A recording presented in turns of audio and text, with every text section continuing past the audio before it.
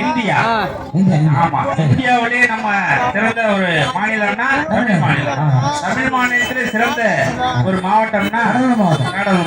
அந்த கடலூர் மாவட்டத்தினுடைய சிறப்பு தான் சிதம்பரம் வட்டத்துல திருமருதூர் அப்படிங்கிற ஒரு ஊர் உள்ள மருதூர். அந்த மருதூருடைய இந்த மாணிக்கத்தை தான் இப்ப நம்ம சொல்ல போறோம். அதனால நம்ம இந்த நாட்டுல உயிர் வாழ்றதுக்கு உணவு தானியம் செய்த நாடு நம்ம நாடுதான். உடம்பு வாழ்றதுக்கும் உயிர் வாழ்றதுக்கும் நல்ல நெறியில, அதாவது ஆமா உடம்புல வாதம் பித்தம் சிலேட்டமா இந்த 3 சராசரி நிலையில இல்லைன்னா 2000 வியாதிக்கு மேல வரும். அப்படியா? ஆமா. அந்த காலத்து நாடி குடிச்சு பார்ப்பாங்க. அந்த நாடி குடிச்சு பார்க்கறதெல்லாம் இப்ப எல்லாம் மறைஞ்சு போச்சு. அதனால இப்ப எத்தனோ மருத்துவமனை எல்லாம் வந்துருச்சு. ஆளை எண்ணி எல்லாம் மருத்துவமனை எண்ண முடியாது. அதெல்லாம் நம்மளால வந்ததுதான். அதனால போக முடியாது. அந்த வியாதி எல்லாம் போக்கிடலாம். முடியுமா? ஆமா. சரியான நிலையில உணவு வந்து உணவே மருந்து, மருந்தே உணவு. அதை நம்ம சரியா கடைபிடிச்சோம்னா அதெல்லாம் வாதம் பித்தம் சிலேட்டமா சராசரி நிலையில கொண்டு வந்துடலாம். சரி, நோய் இல்லாத வாழ முடியும். நல்லா முடியும்.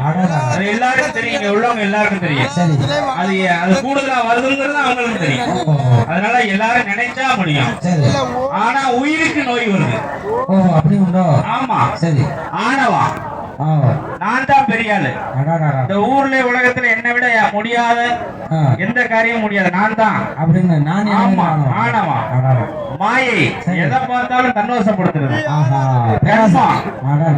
இதெல்லாம் உயிரை பிடிச்ச நோய். சரி சரி. அந்த நோயை போக்கணும்னா அருள் நூல்களை படிக்கணும். தேவாரம், சரி, திருவாசகம், திருவருட்பா, திருக்குறள், ஆமா திவ்ய திருவருட்டம், இந்த நூலெல்லாம் படிச்சாதான் உயிரை பிடிச்ச நோய் போகுமா? அப்படியா? ஆமாங்க. அப்ப இனிமே படிக்க ஆரம்பிச்சிருவோம். படிக்கணும். அதனாலதான் நம்மள வந்து எல்லாம் இல்ல அருள்மிகு முத்துமாரியம்மனுடைய சன்னதியில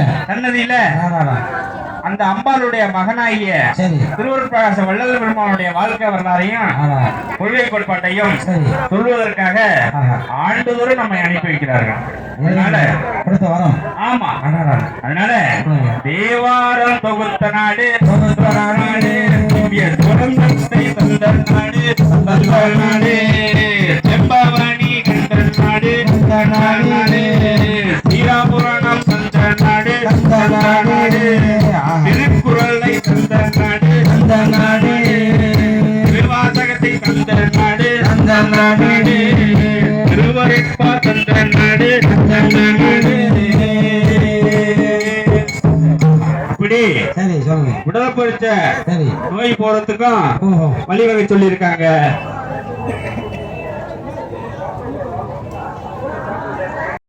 வழிவகை அருளாளர்கள்லாம் மூவர் தேவர் முத்தர் சித்தர் அனைவரும் அருள்நூல்களை தொகுத்து அருளியுள்ளார்கள். அதை நாம் படித்து உணர்ந்து கற்க கசடர கற்பவை கற்றபின் நிற்க அதற்கு தக அந்தபடியே நடக்க சொல்லி. ஆமா, படிச்சுட்டு சும்மா புக்க மூடி வச்சுட்டு போக கூடாது. கற்றபடியே அந்தபடியே பிள்ளையரா கற்கணும். நான் படிச்ச போல 2 மார்க் போட்டாங்க ஐயா. விட்டுட்டேன்.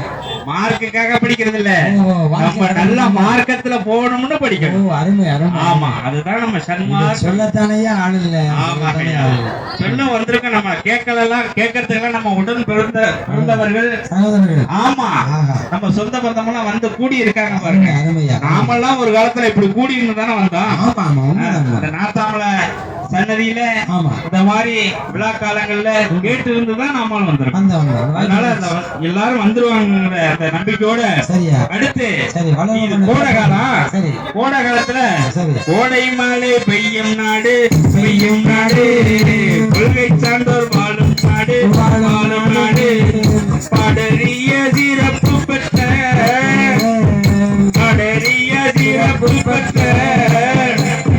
பலரும் போட்டும் சிதம்பரத்தின் வடமேற்கதிர்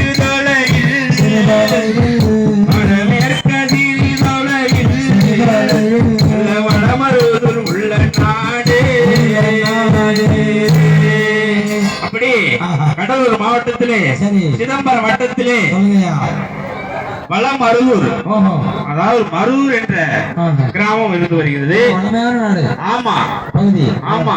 எந்த நேரம் முப்போகமும் நெல் அறுவடை பயின்ற ஒரு சிற்றூர். அந்த ஊரிலே ராமையா சின்னம்மையார் இரண்டு ஆமா வாழ்ந்து வந்தனர். அவர்களுக்கு உண்ணாமலை, சுந்தராம்பாள், பரசுராமன், சபாபதி ஆகிய 4 குழந்தைகள் அருமையாக வளர்ந்து அருளாளர்களாக திகழ்ந்து வருகிறார்கள்.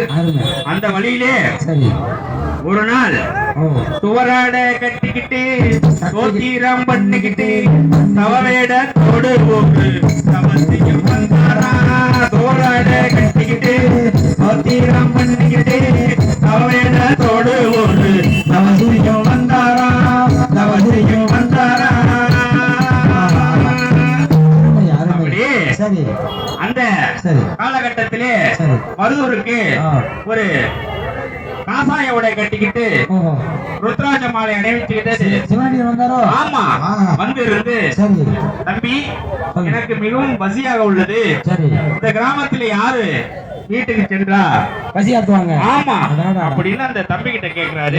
பசியா வந்திருப்பாரு. ஆமா அவர் வந்து இருந்து கேட்ட உடனே அந்த தம்பி சொல்றார், அதோ பாருங்க அந்த மூலையில ஒரு வீடு இருக்குது, அங்கே ராமையா சின்னம்மையார் தம்பதி வாழ்ந்து வருகிறார்கள்.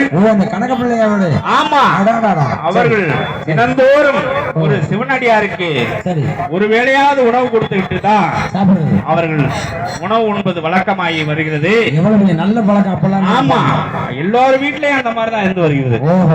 அந்த மாதிரி அந்த வீட்டுக்கு செல்லுங்கள், உங்களுக்கு வயிறார உணவு கிடைக்கும். ஆமா அப்படின்னு சொல்றாங்க. அங்கே போறார்.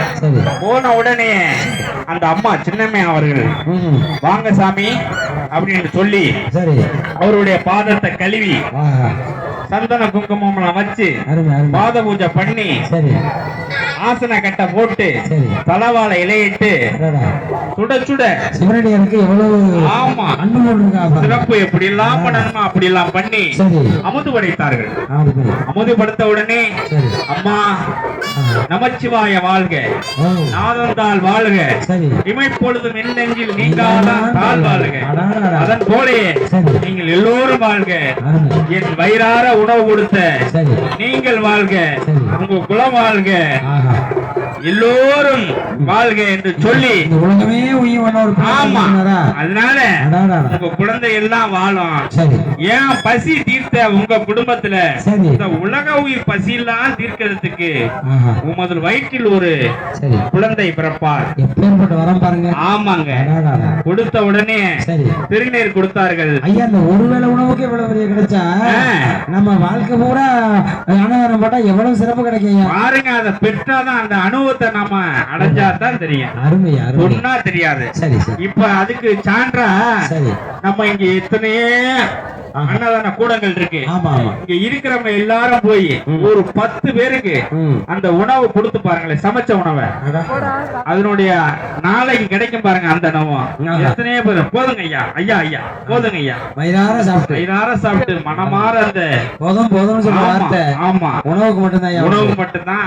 அது ஆன்ம திருப்தியோடு ஆத்ம திருப்தியோடு சொல்லும் போது முழு பயனை நம்மளுக்கு பெற்று நம்மளோட இன்பம் எல்லாம் முழுமையா பெற்று துன்பம் எல்லாம் நீங்க இந்த அன்னதானத்துல மட்டும்தான் இருக்குன்னு சொல்லி சிறப்பு இருக்கா. ஆமா அடியார் பெருமக்கள் எல்லாமே இததான் சொல்லி வந்திருக்காங்க.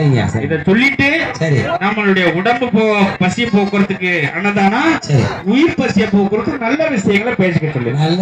ஆமாங்க அதனால அவங்க சொன்னது உயிர் குளங்கள் அத்தனையும் தலைக்கிறதுக்கு உமது வயிற்றில் ஒரு குழந்தை பிறப்பார் என்று சொல்லி விபூதி கொடுத்தாங்க. இந்த 4 பிள்ளைக்கு மேல அடுத்து 5வது பிள்ளை. ஆமா உடனே அருள் கொடுங்க. ஆமா உங்க குழந்தைக்கு எல்லாருக்கும் இந்த விபூதியை கொடுங்க, குடும்பத்துல எல்லாருக்கும் கொடுங்க என்று சொல்லி கொஞ்ச தூரம் போனாங்க. மறைஞ்சிட்டாங்க. மறைஞ்ச உடனே அப்பதான் புரிஞ்சிச்சு சின்னம்மையார் வந்தது சிவனடியார் இல்ல, சிவபெருமானே வந்திருக்காங்க, இறைவனே வந்திருக்காங்க. அப்படி எல்லாம் கூட வருவாரா? ஆமா நல்லா வருவாங்க. நாம உண்மையா செல்ல